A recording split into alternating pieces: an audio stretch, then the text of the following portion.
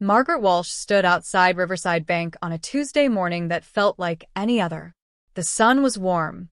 Birds sang in the maple trees. She wore her favorite blue sweater, the one her late husband Robert had bought her 10 years ago. She smiled at the memory. Robert always knew what made her happy. But something was wrong today. Margaret, 69 years old and sharp as a tack, had come to the bank without telling anyone. She wanted to check on her savings account. Just a simple check. Nothing fancy. But when she pushed through the glass doors, she heard a voice that made her blood turn to ice. It was her voice. Jessica. Her daughter-in-law. If this story shocks you, please like, share, and subscribe so others can learn how to protect themselves and their loved ones. Margaret froze behind a tall plant near the entrance. She peeked through the leaves. There was Jessica, sitting at a desk with Mr. Patterson, the bank manager. Jessica wore a pretty dress and a concerned face, the face she always used when she wanted people to think she was caring and sweet. "I'm so worried about Margaret," Jessica said, shaking her head sadly. "She forgets things now. Last week, she left the stove on 3 times. She can't remember where she puts her keys. Sometimes, she doesn't even recognize me." Margaret's heart pounded. What was Jessica talking about? She never left the stove on. Her memory was fine. She did crossword puzzles every morning. Mr. Patterson nodded slowly. "That must be very difficult for your family." "It is," Jessica sighed. "That's why we need to protect her. She's not fit to manage her money anymore. She might give it all away to strangers on the phone. You know how those scammers target elderly people." Margaret's hands began to shake. Elderly people? She wasn't confused. She wasn't sick. What was happening? Jessica slid some papers across the desk. "I have documentation from her doctor. Dr. Simmons says Margaret has early signs of dementia. We need to set up a guardianship for her own safety. I've already started the paperwork to manage her accounts." Margaret's mind raced. Dr. Simmons? She hadn't seen Dr. Simmons in months. The last time she visited, he said she was healthy as a horse. He even joked about how she could probably outrun him. Mr. Patterson picked up the papers. He studied them carefully. Margaret held her breath. "These documents look official," Mr. Patterson said. "But I'll need to verify the signature on this power of attorney form. It says it was signed last month." Jessica smiled sweetly. "Of course. Margaret signed it during a good day. She has those sometimes clear moments between the confusion." Lies. All lies. Margaret wanted to scream. She wanted to march over there and tell Mr. Patterson the truth. But something stopped her. A small voice in her head whispered, "Wait. Listen. Learn what she's planning." Mr. Patterson opened his computer. "Let me pull up Margaret Walsh's signature from our files." He typed for a moment. Then his face changed. His eyebrows went up. He looked at the paper again, then back at his screen. "Mrs. Thompson," he said slowly, "this signature doesn't match." Jessica's smile flickered. Just for a second. Then it came back bigger than before. "Oh, that's probably because of her trembling hands. The dementia affects her motor skills now. Her handwriting has changed quite a bit." Mr. Patterson frowned. "The signature on file is from 2 months ago. That's fairly recent." He looked at Jessica with sharp eyes. "I'm going to need to speak with Mrs. Walsh directly before I can process any account changes." Jessica's face went tight. "That might be difficult. She gets very confused when we talk about money. It upsets her. Sometimes she even accuses me of trying to steal from her. It's the paranoia, another symptom of her condition." Margaret's stomach dropped. So that was the plan. If Margaret said anything, Jessica would just claim it was paranoia from dementia. No one would believe her.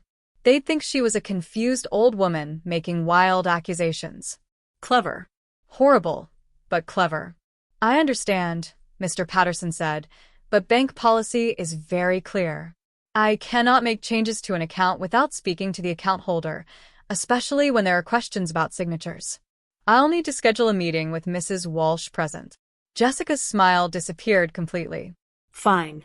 "I'll bring her in tomorrow." "Actually," Mr. Patterson said, looking at his calendar, "I'm free this afternoon at 2 o'clock. Can you bring her then? Jessica stood up quickly. We have a doctor's appointment this afternoon. I'll call to reschedule. She grabbed the papers off his desk. Thank you for your time, Mr. Patterson. She walked fast toward the door.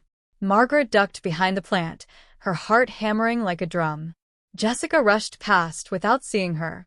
The glass doors swung shut behind her. Margaret waited. She counted to 10, then 20. Then she walked on shaky legs to Mr. Patterson's desk. Hello, Mr. Patterson, she said quietly. I'm Margaret Walsh, and I need to report a crime. Mr. Patterson looked up. His eyes went wide. Mrs. Walsh. We were just… I know, Margaret said. She sat down in the chair that was still warm from Jessica. I heard everything, and I need your help. Her voice was calm, but inside, she was screaming. Jessica, the woman who married her son Daniel 5 years ago, was trying to steal her life. Her money. Her freedom. Jessica had forged her signature, lied about her health, invented a fake doctor's report, all to take control of everything Robert and Margaret had worked for during 42 years of marriage. 42 years of hard work. Robert had been a carpenter. Margaret had been a school teacher. They saved every penny. They lived simply. They planned for retirement. And when Robert died 3 years ago from a sudden heart attack, he left everything to Margaret, trusting she would be safe. But she wasn't safe. Not from Jessica. Mr. Patterson cleared his throat. Mrs. Walsh, these are very serious accusations. I know, Margaret said. Her voice was stronger now. And I can prove everything. But I need you to do something for me first. What's that? Margaret leaned forward. Her blue eyes, Robert's favorite feature, he always said they sparkled like the ocean, were fierce with determination. I need you to freeze my accounts. Right now. Today. Before Jessica can do anything else. And I need copies of every document she brought you. Can you do that? Mr. Patterson nodded slowly. Yes. Yes, I can do that. Good, Margaret said. Because this is just the beginning. If Jessica is doing this at the bank, what else has she done? What other papers has she forged? What other lies has she told? The questions hung in the air like thunder before a storm. Margaret knew her life had just changed forever. The quiet, peaceful days of gardening and visiting her granddaughter Sophie were over. Now she had to fight. She had to fight for her money, her home, her dignity. She had to fight against the one person her son loved most in the world. And she had to win. Because if she lost, Jessica would put her in a nursing home, take all her money, and Margaret would spend her final years as a prisoner, locked away and labeled as crazy. No. That would not happen. Margaret Walsh was going to fight. And heaven help anyone who stood in her way. Margaret sat in her living room that night, surrounded by papers. Bank statements. Old letters. Receipts.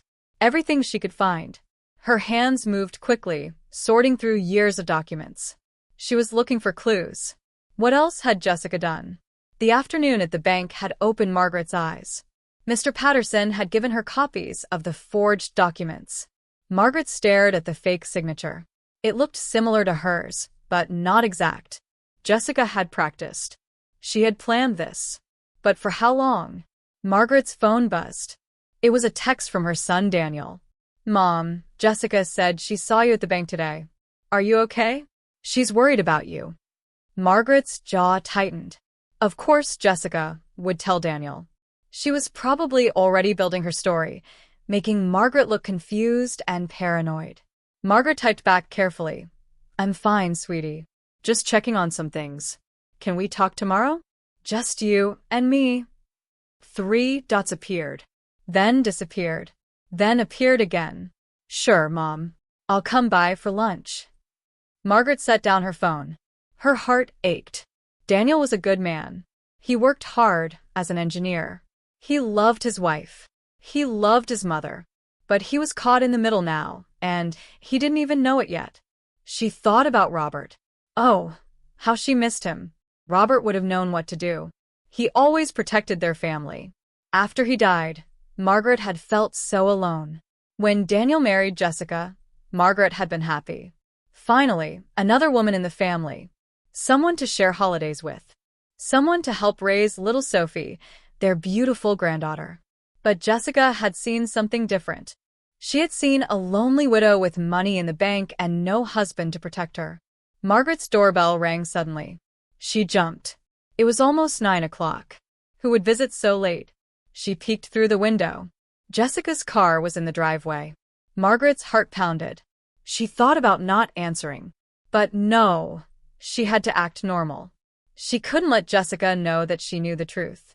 Not yet. She opened the door. Jessica stood there with a concerned smile. In her hands was a covered dish. Margaret, I brought you some dinner. I made your favorite chicken casserole. Jessica's voice was sweet like honey. I've been so worried about you. Margaret forced a smile. How thoughtful. Come in. Jessica walked into the kitchen and set down the dish. Her eyes scanned the living room. Margaret saw her looking at the papers spread across the coffee table. Margaret had been careful. She'd hidden the bank documents before answering the door. What are you working on? Jessica asked. Her voice was light, but her eyes were sharp. Oh, just organizing some old photos. Margaret lied smoothly. I want to put together an album for Sophie. She loves hearing stories about her grandfather. Jessica's smile relaxed. That's wonderful. Sophie would love that. She paused. Margaret, can we talk about something? Here it comes, Margaret thought. Of course, dear. Jessica sat down on the couch. She patted the seat next to her. Margaret sat down, keeping her face kind and open. I saw you at the bank today, Jessica began. And I'm worried. You seemed confused. You didn't tell anyone you were going. What if something had happened to you? Margaret kept her voice gentle. I'm sorry I worried you. I just wanted to check my ballots. I'm perfectly capable of going to the bank alone. Jessica reached for Margaret's hand. I know you think that. But Margaret, you're getting older. Daniel and I love you so much. We want to make sure you're safe.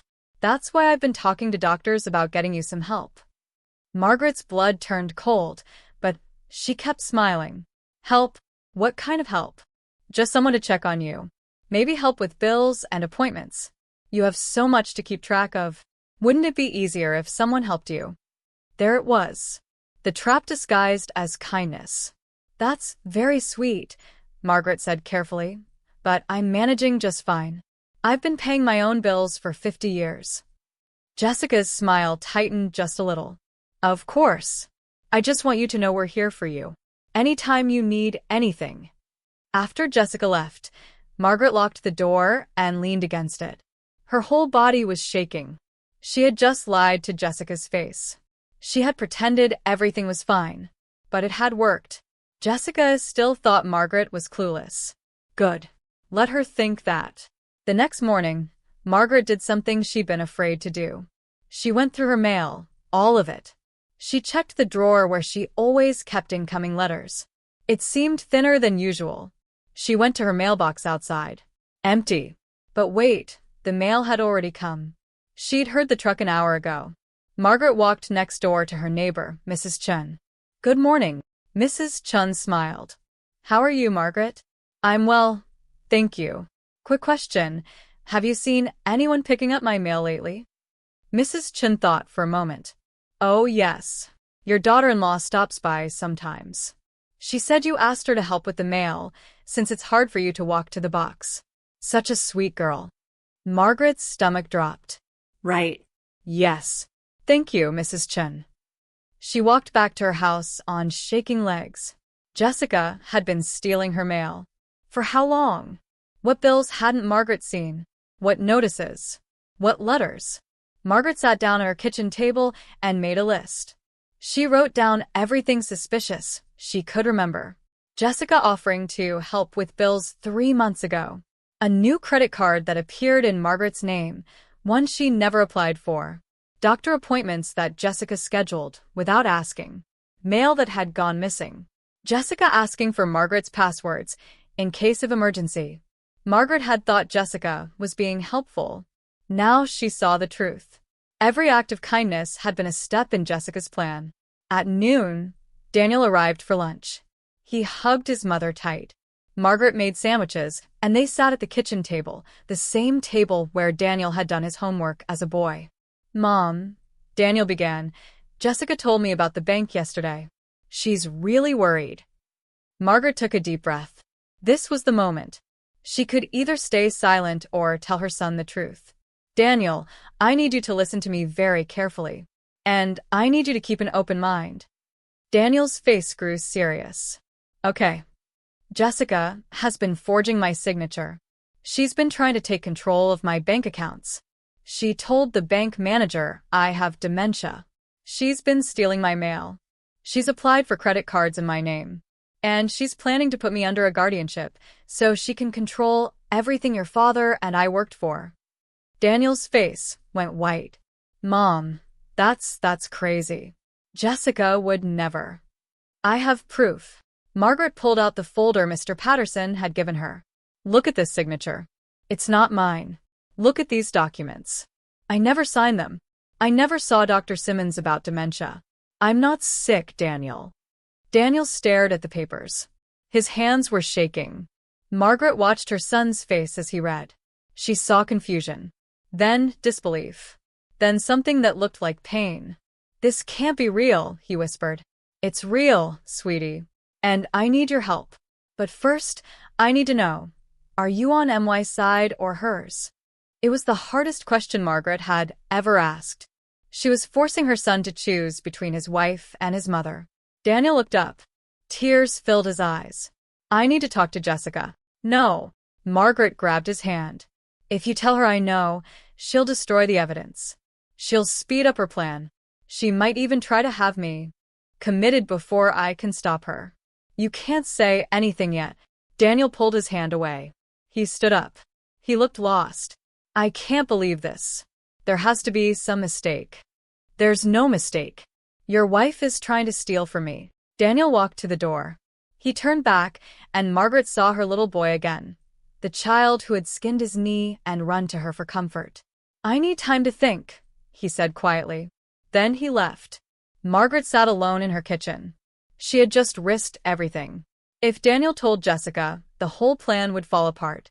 But Margaret had one more card to play. She picked up her phone and dialed a number she'd found that morning.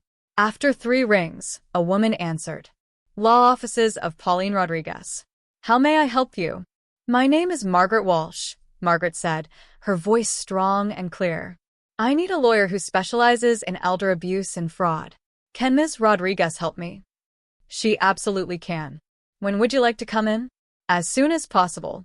This is an emergency."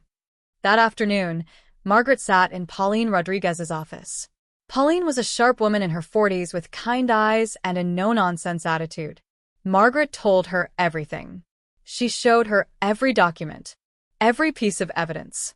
Pauline listened without interrupting. When Margaret finished, Pauline leaned back in her chair. "Mrs. Walsh, what your daughter-in-law is doing is called financial exploitation of a senior. It's a crime. And based on what you've shown me, we have a strong case." Relief flooded through Margaret. "What do we do now?" "Now?" "We build an ironclad case. We document everything. We get medical records proving you're mentally competent.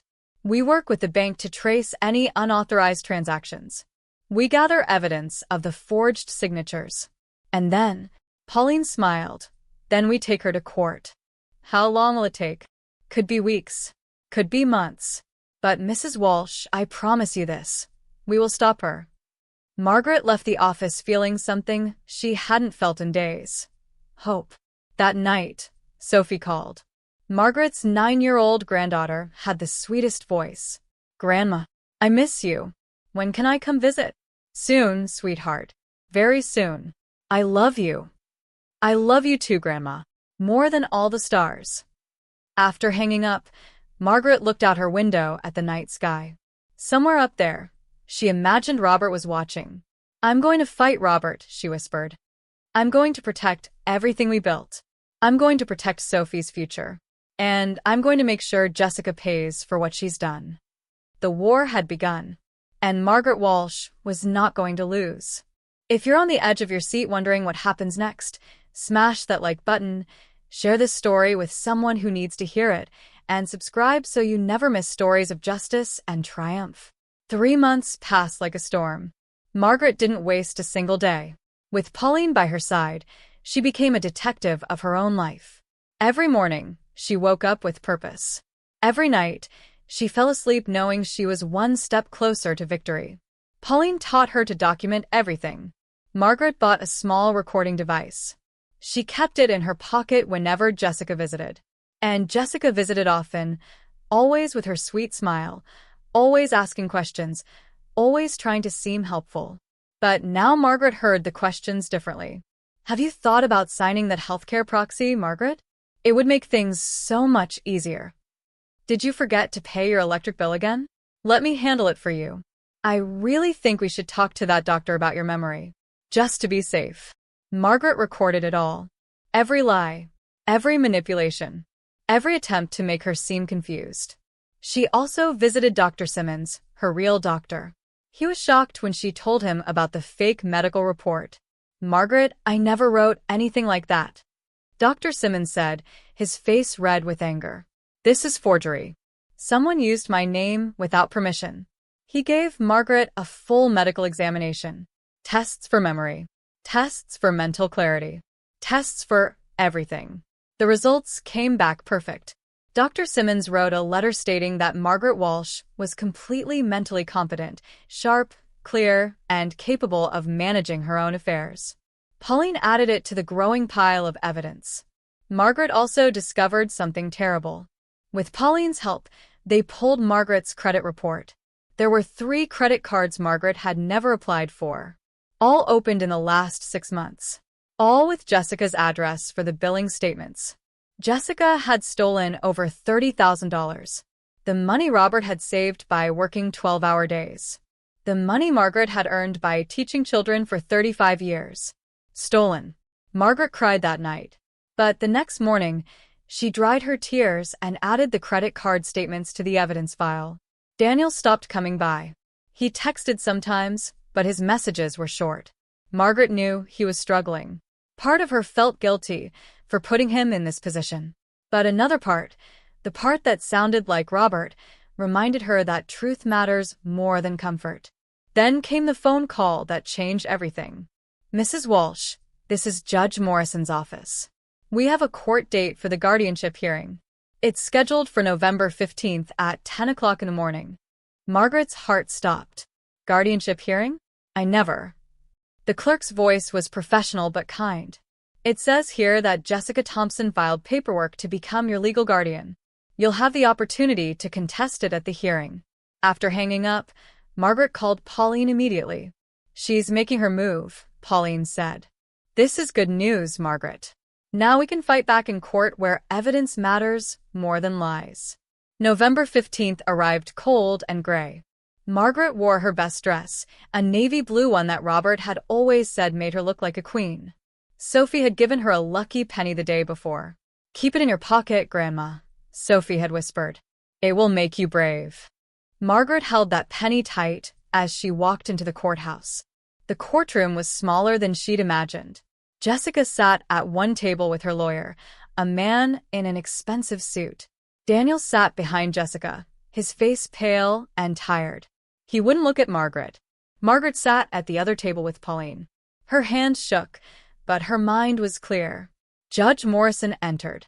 She was a woman in her 60s, with gray hair and sharp eyes. Everyone stood. Please be seated, the judge said. We're here to consider a petition for guardianship filed by Jessica Thompson on behalf of Margaret Walsh. Mrs. Thompson, your attorney may proceed. Jessica's lawyer stood up. He painted a picture of a confused, forgetful old woman who couldn't care for herself.